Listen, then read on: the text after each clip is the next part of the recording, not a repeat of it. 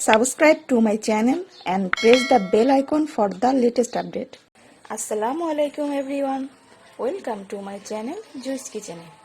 আজ আমি আপনাদের রান্না করে দেখাবো রাজকীয় স্বাদের ডিমের কোরমা। তো চলুন দেখে আসি কিভাবে রান্না করতে হয় ডিমের কোরমা।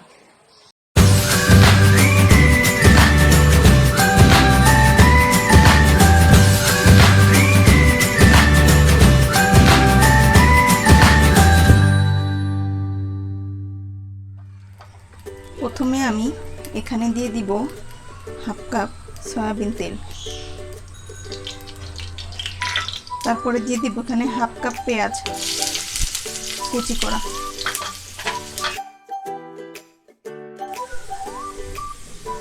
এই পর্যায়ে একভাবে নাড়তে হবে।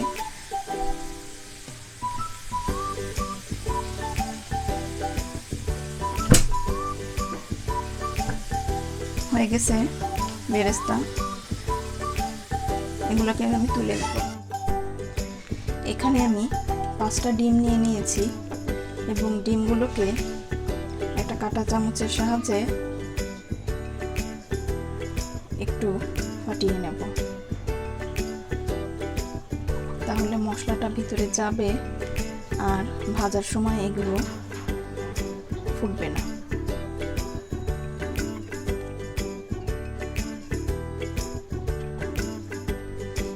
তারপরে দিয়ে দিব হাফ চামচ লবণ,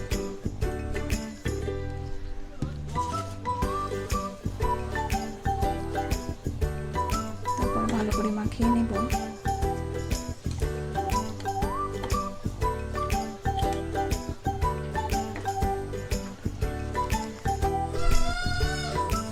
তারপরে বেরেস্তা ভাজার তেলেই আমি ডিমগুলোকে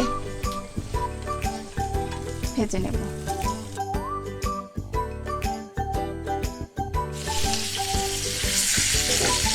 সুন্দরভাবে ডিমগুলোকে ভেজে নিতে হবে।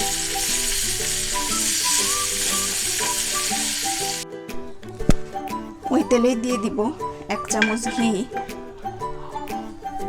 তারপর এখানে দিয়ে দিব গরম মশলা, এলাচ, দারচিনি, লবঙ্গ, তেজপাতা, গোলমরিচ, এগুলোকে আমি দিয়ে দিব।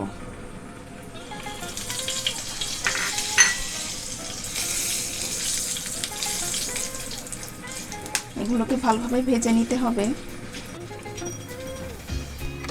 তারপরে দিয়ে দিব এখানে 3 টেবিল চামচ পেঁয়াজ বাটা আছে, দিয়ে দিব।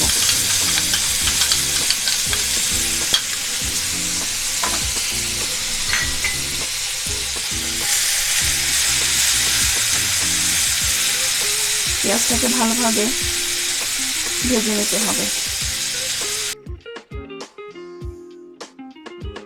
তারপরে দিয়ে দিব হাফ চামচ আদা বাটা। ভালোভাবে মশলাটাকে কষিয়ে নিতে হবে। তারপরে দিব হাফ চামচ জিরা গুঁড়া, তারপরে দিয়ে দিব 1 চামচ লাল মরিচের গুঁড়া, 1 চামচ কাঠবাদাম বাটা, দিয়ে দেব এখানে হাফ কাপ টক দই।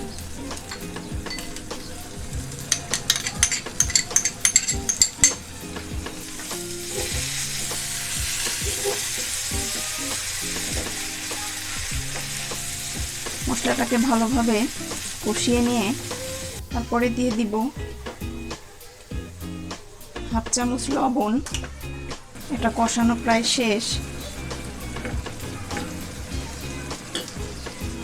এখন আমি ভেজে রাখা ডিমগুলো দিয়ে দিব।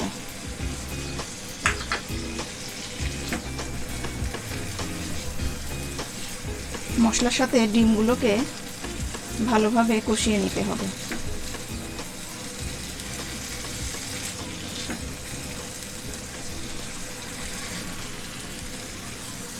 কষানো শেষ। এতে দিয়ে দিব 1 কাপ কোকোনাট মিল্ক।